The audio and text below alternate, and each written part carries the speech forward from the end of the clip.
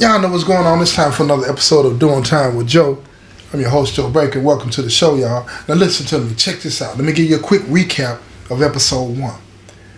These brothers that didn't really like how I was running the compound, man, they decided they were going to take me down. But one of the things, and when you're dealing with GD, the best way to take somebody down is you got to ruin their name, their reputation, right? You got to cut into them, right? And the easiest way to do that in the penitentiary or in any organization is to label them a rat. Period, point blank. You understand what I'm saying? So that's what they were doing.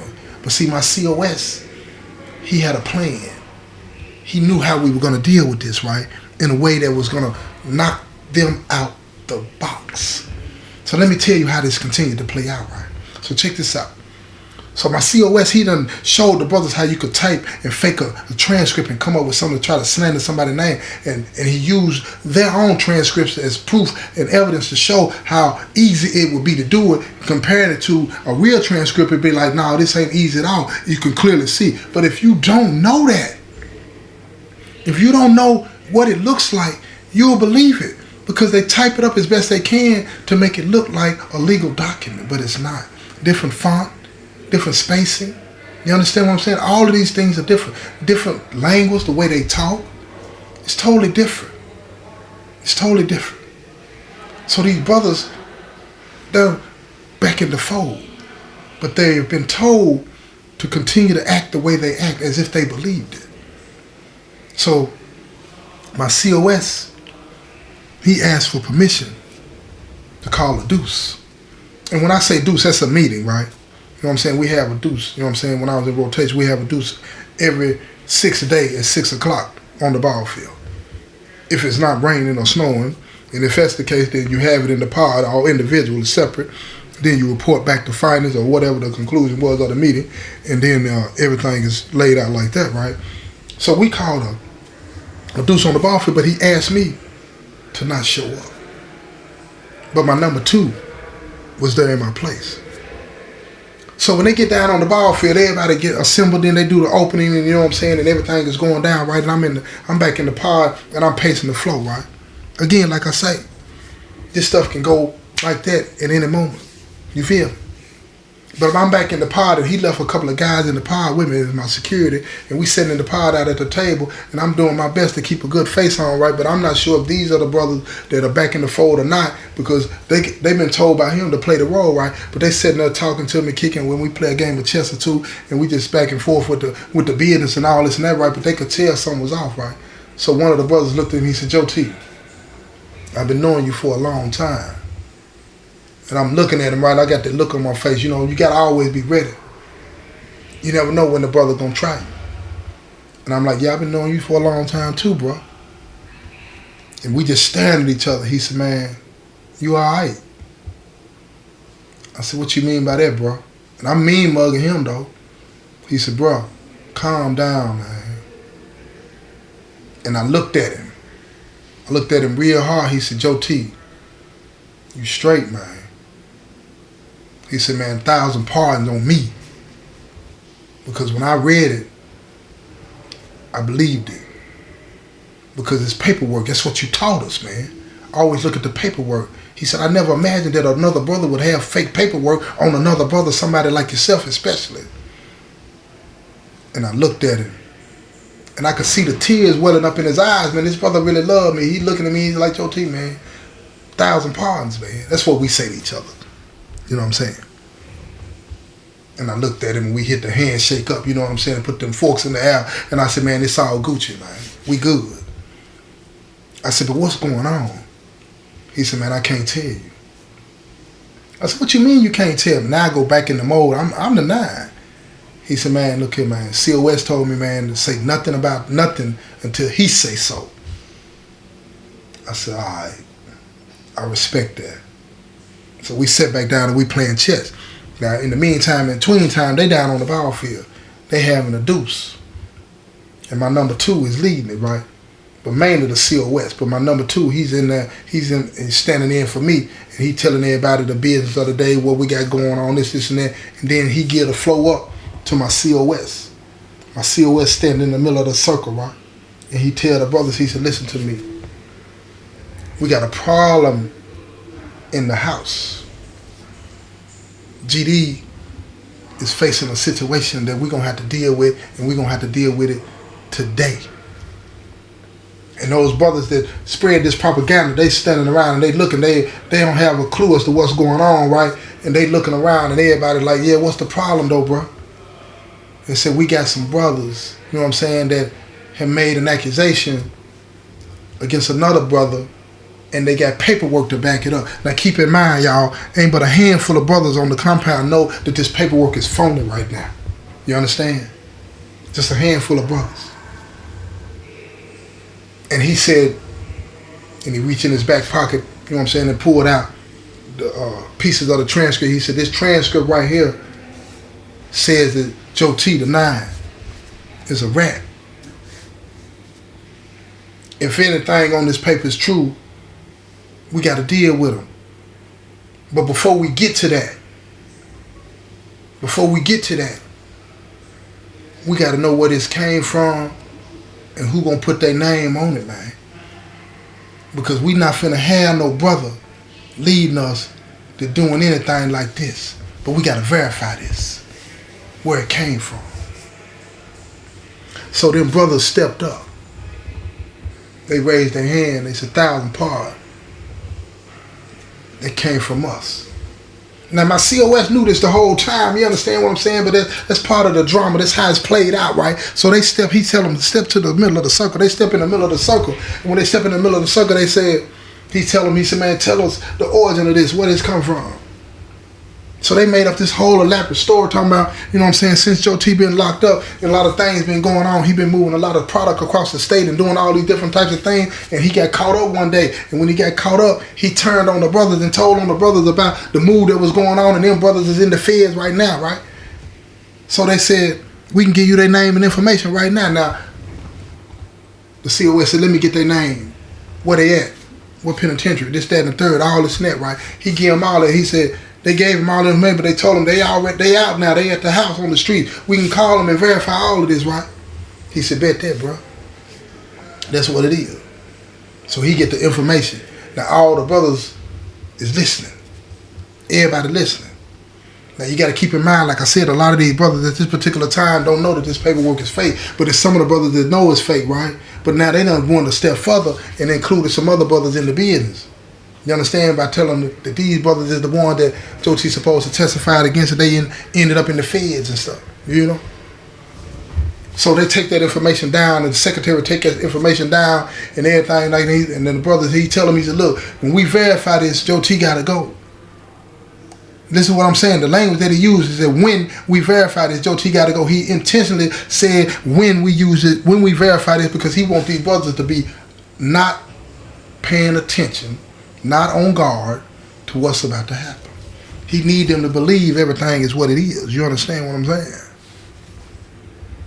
So they take the information and they make a couple of calls, but they don't call them brothers first.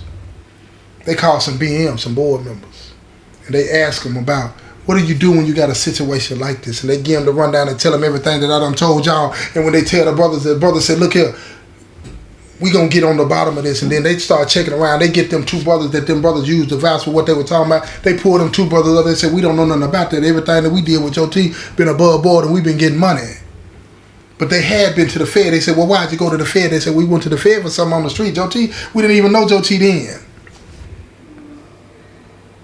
So the plot has been hatched. So my COS get back in touch with them. They tell my COS what I just told y'all, and now they said, let it play out. He said, we finna wipe them out all the way. Wipe them out all the way. So my COS come back and tell me all of these things that are going on, and now I'm sitting here thinking about, man, what have I done to deserve this? What harm have I brought them ever for them to hate me like this? And I had to think about it, y'all. I had to think about it. The heart condition one, right? And I keep speaking on that. I got a 3-minute short. Y'all need to go check that out about the heart condition. You understand what I'm saying? But if you haven't already checked it out, it should already be up. But you never know what a person's heart condition is See, we always talk about that we know each other, we know the people that surround us, but you better get to know them. And when you know them, you know certain things that you shouldn't say, certain things that you shouldn't do, because that will cause them to react in a certain way that could sometimes be against their benefit or for their benefit, but it could hurt you. So I kept thinking, I started to feel sorry for them. That's just me. That's who I am. But let me tell you something. When I was in rotation, man, I wasn't nothing nice. I had a reputation as a disciplinarian, y'all. Smack me, I'm gonna smack you back. Play with me, and I'm gonna make you take your ball home to your mama. Yeah, you don't want to play with me no more. You feel me? Joe T play too rough. That's what they say. You don't know when to stop. That's what they say. So, let's get back to the story. So my COS, he called another deuce that next week. He done already talked to these two brothers that these brothers used to vouch for the story about this, that, and the third, right? They were thinking he wouldn't get in touch with them. He wouldn't be able to do that. They had tried to call. These brothers is not answering their phone calls because the BMs had done told them, don't answer the phone for nobody. After they had talked to my COS. Nobody. No collect call from Pentica. None. So they didn't. It's by the law. They were trying to reach him so they could tell him, man, we need you to do something for us. They couldn't reach him. So they down on the ball field. They in another deuce. They pull the brothers to the middle of the circle and he tells me, he said, look, I was able to talk to these brothers that you're talking about in this paperwork that Joe T supposed to testify against, and they end up in the feds and all these different types of things, right? And he said, what they said was quite different than what you're saying. So these brothers, they started looking around and trying to figure out what was going on, right? You know what I'm saying? Huh. Look here. You couldn't have wrote this in a movie, right? Everybody turn around and look. They see me and my number 2. We walking down to the ball field. I got my swagger back, y'all. And I'm walking down and I get to the ball field. The brothers open up. They part like the Red Sea. And I walked into the middle of the circle. And once me and my number 2 was inside the circle closed back up around me, my COS, my number 2, and these individuals that try to throw these allegations at me, right? Ain't no getting away. We locked in. We in the circle. So my COS said, Joe T, you got anything you want to say? I said, of course I do, bro. I said, take that paper you got and rip it in half.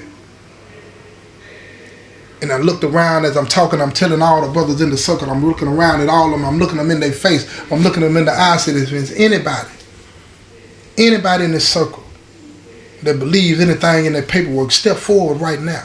We finna deal with it right now. Right now. So you started to hear brothers around the circle say, 1,000 pardons, Joe T. 1,000 pardons, Joe T. 1,000 pardons, bro. Ain't nobody on that, bro. This ain't that, bro. So after about 2 or 3 minutes of all of this going on, I said, silence. I don't want to hear nothing else. And I looked at these 2 brothers. I said, what y'all got to say? And they looked at me. These brothers older than me. These brothers older than me, man. And like I say, I felt sorry for them. And I looked at them. I said, man, what y'all got to say? Then my COS said, hold up, Joe T. Hold up. This out your hands. I'm dealing with the paperwork on them. You can't even be involved now because you the one that they was gunning at. You ain't gonna have no say in what's gonna happen to them, bro. And he looking at me like, he mean that. And I look at him, I wanted my lick back. But I'm by the law too. I looked at him, I said, bro, you right. So write it up. I said, but these brothers need to be put under GD arrest, man. They don't need to be able to get away. So bro, tell him, he got that blackout squad, right? That blackout squad is his hand picks, you know what I'm saying? Them real goons, you feel me? And they tell him, he said, look, who in the power with them? 3 or 4 brothers step forward and said, we in the power. He said, man, y'all on security from here on out. take them back to the unit when they call changeover on the yard, get them back up in the unit, and he said, y'all will stay in that unit in that cell from here on out until these write-ups come, and then we had a hearing. Both of them, they looked at brother and said, hey, bro, man, you ain't got to do this. My COS looked at me and said, Joe T, go on, man. Go on back to the pod, man. I turned around, I looked at both of them, and I wanted to say something, but I ain't say nothing. I kept it moving. And while we walking, me and Bear walking, you know what I'm saying, my number 2, we walking back to the unit. I said, man,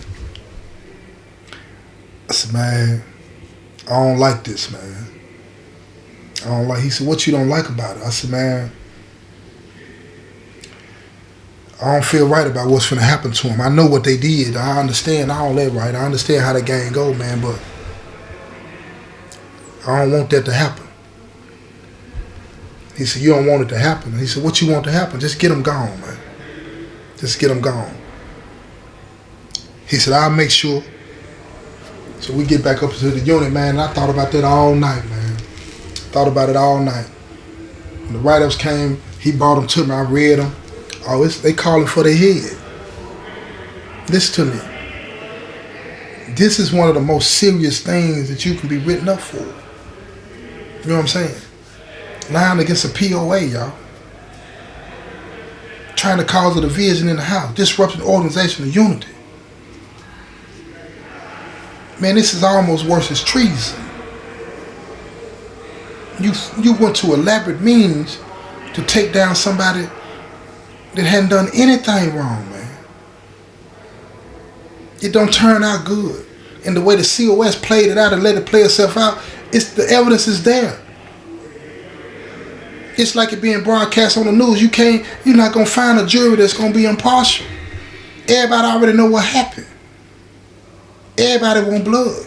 Everybody want to try to make it seem for me that they didn't believe it. They want to make sure that I understand, and that makes the situation for them 2 brothers worse, because they're going to go extra hard on them. And they're going to be doing it because they think that's what I want. So when my number 2 got to talk to everybody, he told him, he said, man, Joe T don't want that, but they got to go. My COS said, they going to leave, right? They ain't getting away. They ain't going to walk away like that, scot-free. Because, see, a lot of times what a lot of people don't understand about the organization, any organization, when you have somebody that's getting put in violation, it's also about sending a message to everybody else. Let you see what this look like. See, because a lot of times, stuff can happen, but you don't know what that looks like. See, my COS was one of those types of individuals. He going to let you see what it look like when you try to undermine a POA with this violation. He wants you to see what that looks like on the other end of it. So he gave him 6 minutes, no cover up, with 6 of the hardest hitting brothers in the ranks.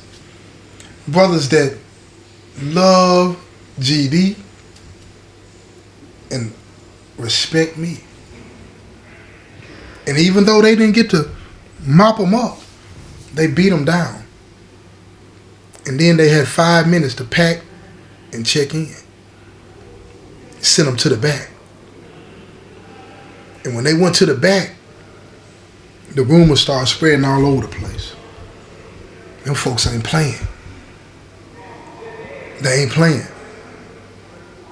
And that's one of the reasons, y'all, of many, that I got tired. I didn't want to be responsible no more for that. I didn't want to be responsible for what'll happen to somebody if they make a bad decision like they made against me, and people putting in work on them thinking they're doing it for me. I'm going to be held accountable for that. I just got tired. So think about that too, y'all, when you talk about this lifestyle. People ain't going to tell you that, though. This has been another episode of Doing Time with Joe. I'm your host, Joe Baker, and I say peace, y'all.